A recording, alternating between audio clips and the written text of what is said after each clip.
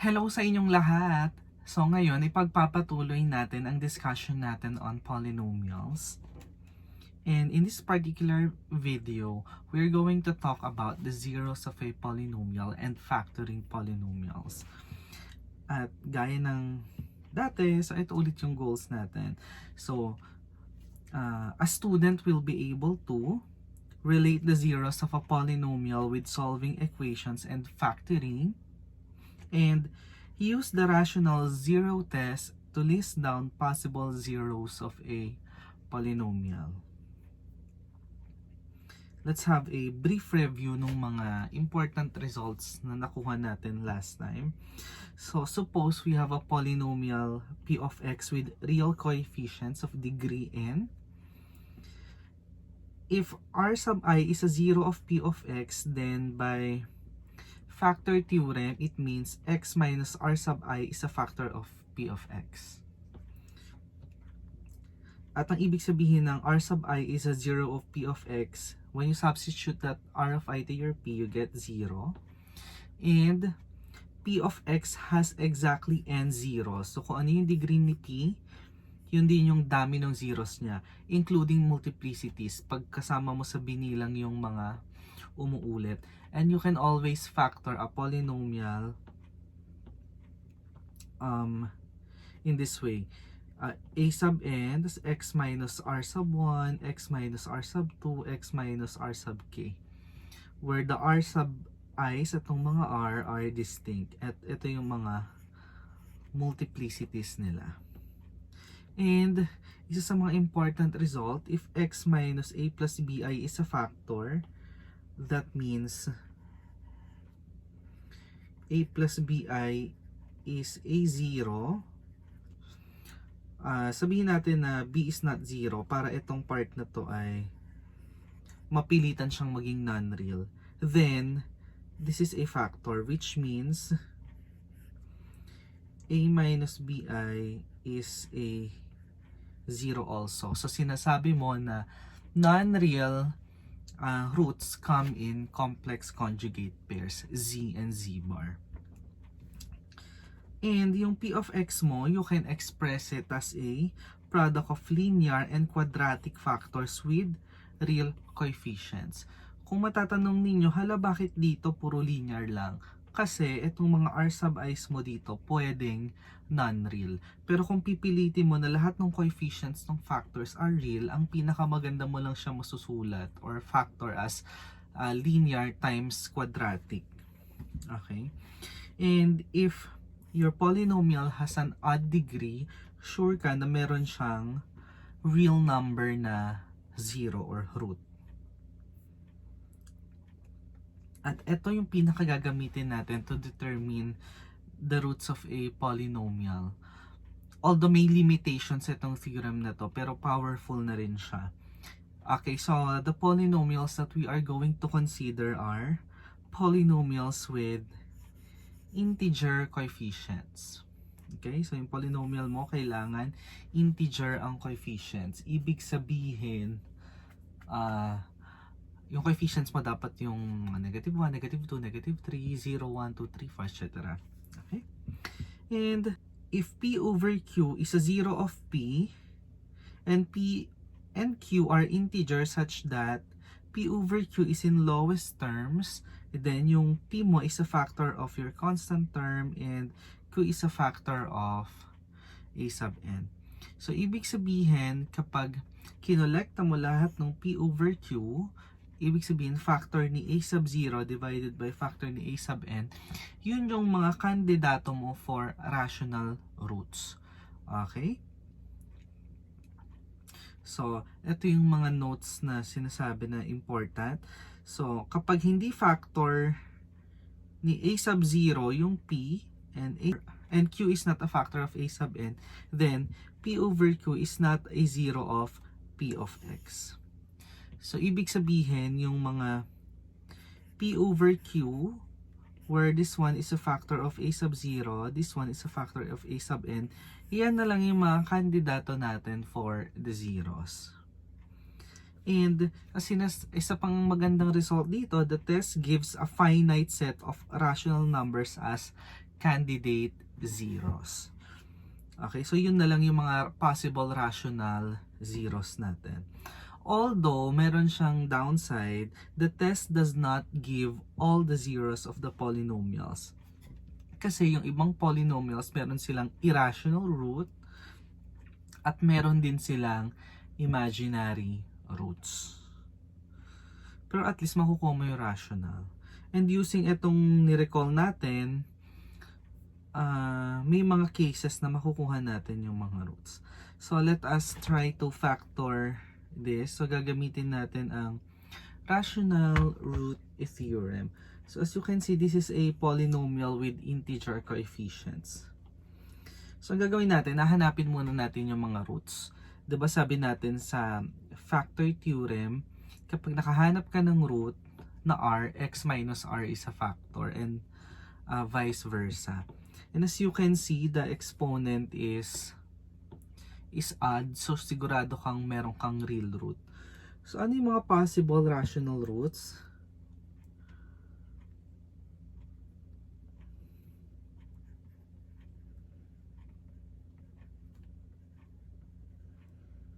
So the possible rational roots, factor nung constant term 6. Ano ba yung mga factors ni 6? Pwedeng plus minus 1, plus minus 2, plus minus 3, plus minus 6. And then, i-divide mo isa-isa yan by the factors of the leading coefficient. So, plus minus 1, plus minus 2. So, ipi-pair-pair mo lang yan. Or, ilista natin na mas maganda. So, di-divide mo to lahat by plus minus 1. Ang mga makukuha mo, 1, 2, 3, 6. And then, divide mo naman lahat ito by plus minus 2, you get 1 half. This divided by this, plus minus 1 lang yon, so meron ka na nun. Ito naman you get plus minus 3 over 2. And then this divided by this, plus minus 3, meron ka na rin nun. So, ilan yung mga kandidato natin na rational roots? 2, 4, 6, 8, 10, 12. So, 12 yung kandidato. Pero at least 12 na lang. So, can we let this one to be p of x? Para hindi ako pasulat-sulat ng paulit-ulit.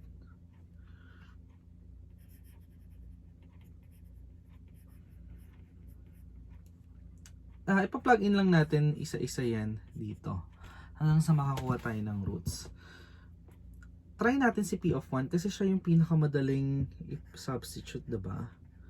P of 1, ang lalabas 2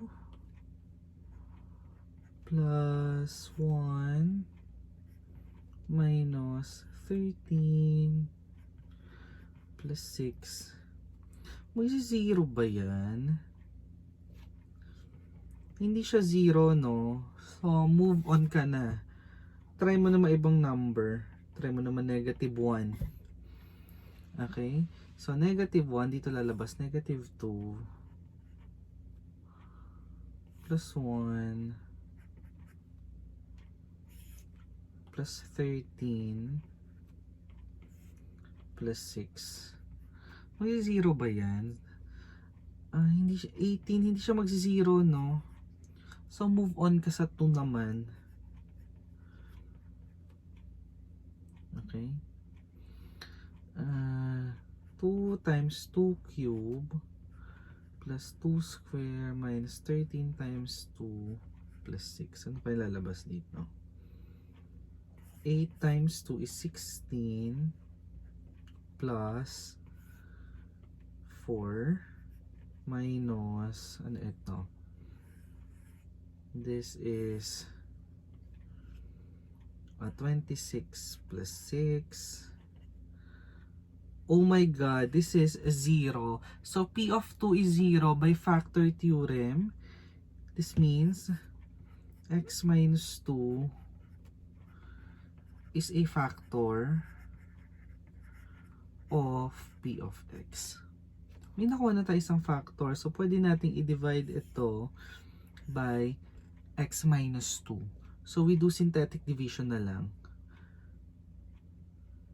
I need space. So, ano ba yun? Sulat ko lang ulit yung p of x natin na. Our p of x is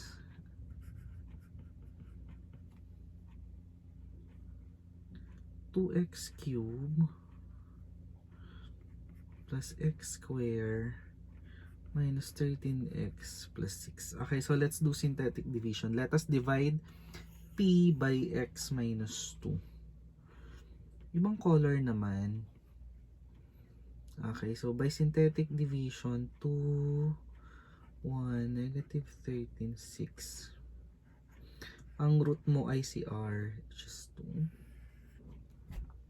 So bring down, tapos multiply, 4, add, multiply, 10, add, negative 3, multiply, and then add. Indeed, the remainder is 0. So, ibig sabihin, yung p of x mo is equal to x minus 2 times etong quotient, and this represents 2x squared plus 5x minus 3.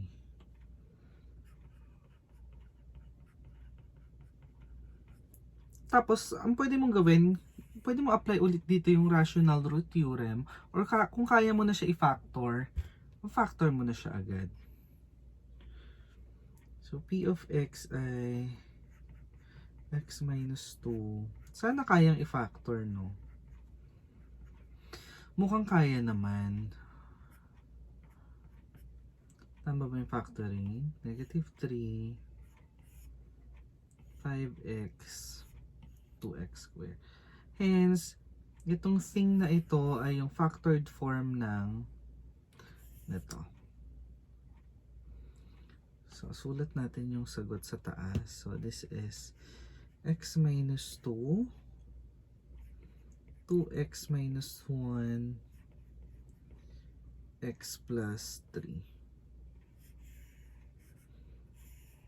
Okay, sinwerte tayo na madali yung lumabas dito. So next, let us find the solution set of this. So next, let us find the solution set of this polynomial equation. So gagawin ulit natin, we let this one to be p. And of course, we apply the rational root theorem because the coefficients are integer na, no? So possible rational roots. Actually, possible din na kuwari na plug in mo na lahat ng possible rational roots, walang nag-zero. Possible yun. Ibig sabihin yung mga roots niya ay either imaginary or irrational. So, sana swertehin tayo sa example na to. Sana may rational roots siya. So, ano ba yung mga possible rational roots? So, factors ni 9 are 1, 3, tsaka 9. Tapos, di-divide mo by factors ni 3. Or, ano yung mga possible rational roots? Lahat ito, di-divide mo by plus minus 1.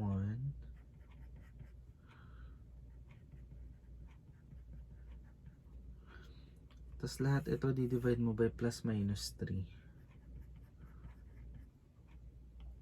Ito, plus minus 1 lang yung sagot dyan, no? Dito, plus minus 3. So, we have how many possible rational roots? 2, 4, 6, 8. So, dating gawi, start tayo dun sa 1 kasi siya yung madali. Ano ba yung p of 1? 3 plus 17 plus 22.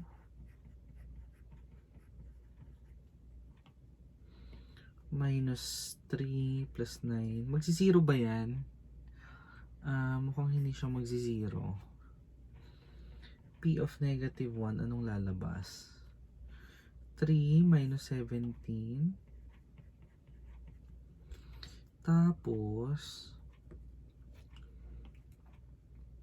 plus 22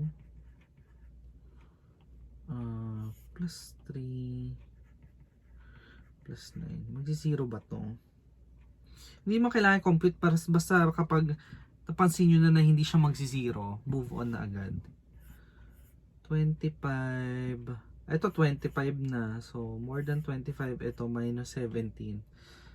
Not 0 yon. Okay, so eliminate. Wala na tong dalawang to. Hindi na yan rational roots. And what is P of 3?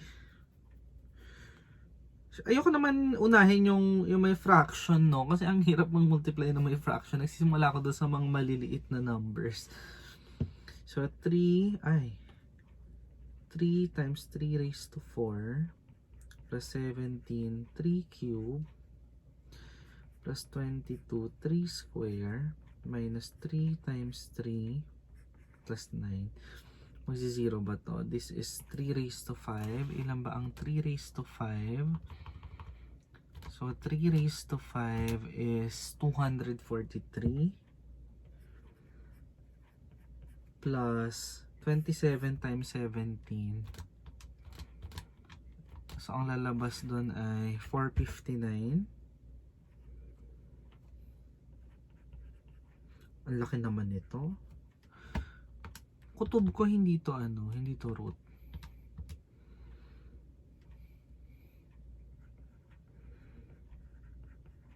Ito sobrang laki nito.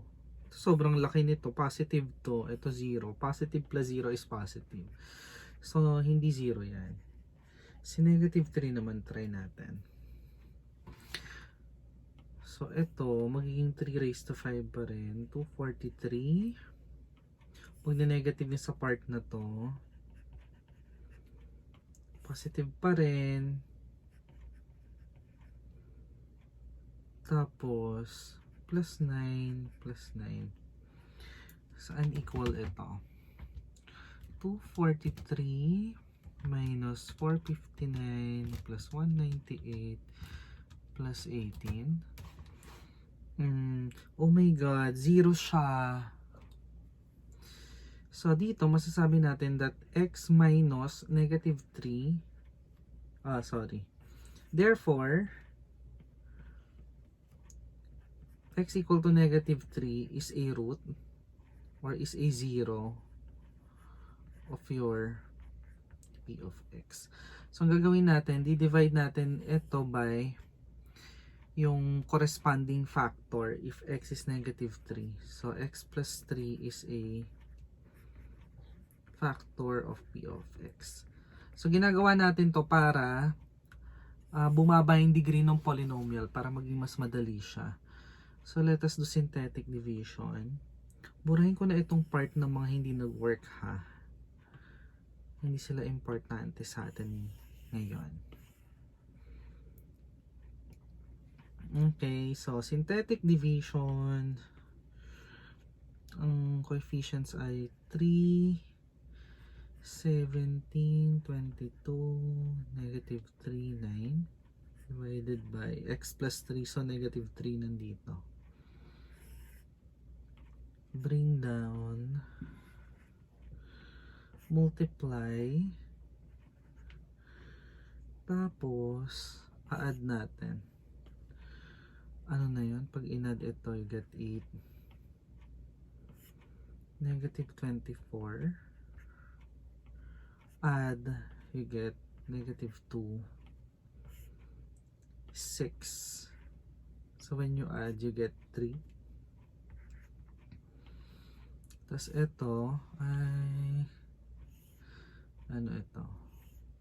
Negative 9, 0. Okay. So pwede mo na isulat si p of x as x plus 3 tapos yung quotient. Sa cube tayo magsisimula. So, meron tayong 3x cube plus 8x minus 8x square minus 2x plus 3 equal to 0. Okay, tapos ito naman yung tatry nating i-factor or hanapan ng roots. At eto, hindi na root, wala na dito yung factor na x minus 1, x plus 1 kasi plus minus 1 is not a root of p of x. So therefore, hindi na yun magiging root nito. Kasi kapag yung plus minus 1, naging root nito, magiging root siya nung p of x. Okay? So, hindi na to kasali. So, ang ite-testing nyo na lang yung mga natira pa. Okay? Or kapag in-apply mo nga actually dito yung mga possible rational roots,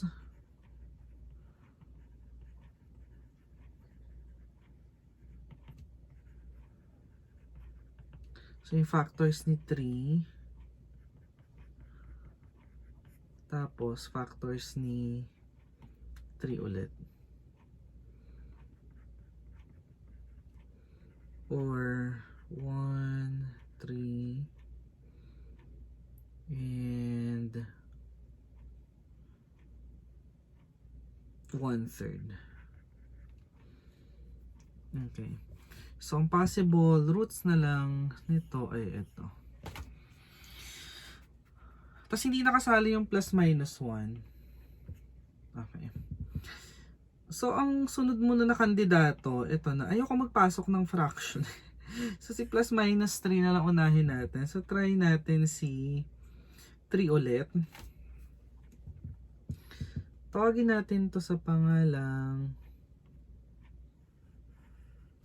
So, let this be P1 of X. So, anong lalabas? So, what is P1 of 3? So, dito meron kang 81 plus 72 minus 6 plus. Hala, hindi siya 0. So, P sub 1 ni negative 3 naman. Anong lalabas? We get negative 81 plus 72 plus 6 plus 3, which is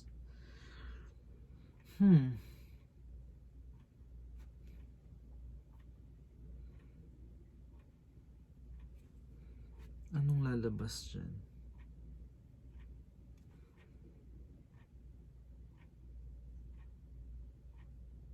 Yes, magsi-0 siya. So, therefore, x negative 3 is a 0 of p sub 1 of x. So, i-divide naman natin si p sub 1 of x by x plus 3. So, x plus 3 is a factor of p sub 1 of x. So, synthetic division ulit. 3, 8, negative 2, 3, negative 3, yan lalabas dyan. 3, negative 9, negative 1, 3, 1, negative 3, 0.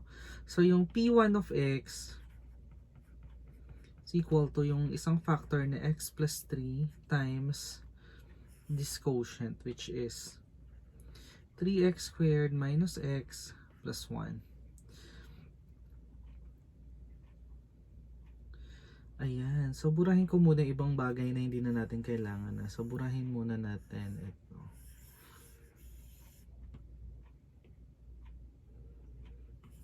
So, masusulat muna yung p of x as what? Sabi natin, p of x is x plus 3 times p sub 1. But this is p sub 1. So, kopyahin natin yon.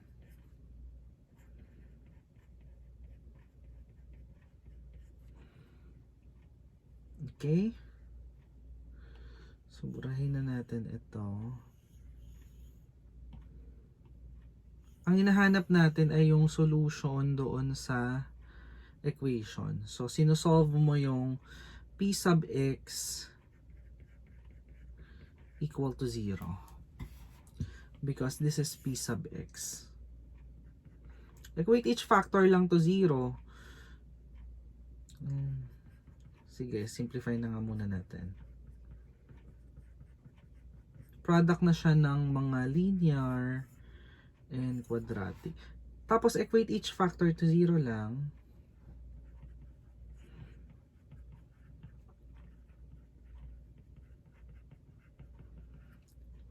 So dito, x is equal to negative 3, multiplicity 2, sinusulat yung multiplicity, important yon. Punta naman tayo dito sa isang equation. So we will solve this one via factoring kung kaya, or you can use the quadratic formula. So let us try. So x is equal to negative b plus minus square root ng b square, which is 1 minus 4 ac all over 2 times a. So x is 1 plus minus square root of negative 11 over 6. Square root ng negative. Kung gusto mo alisin yung negative doon, maglalagay ka ng I sa labas. Ayan. So yan yung apat na zeros nung binigay na equation or roots ng polynomial equation. Meron kang dalawang negative 3 and then this pair of complex numbers, conjugate pairs. So the solution set, sinusulat ko siyang ganito to indicate yung multiplicity. Dinodoble ko.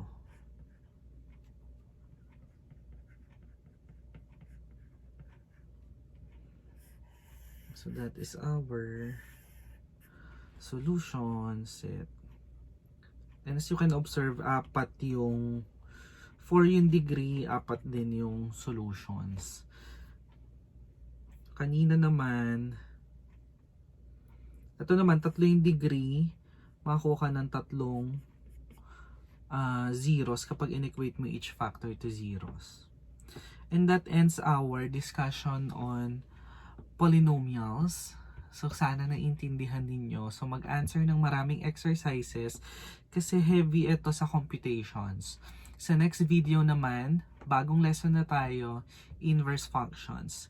Maraming salamat sa pakikinig. Goodbye and stay safe.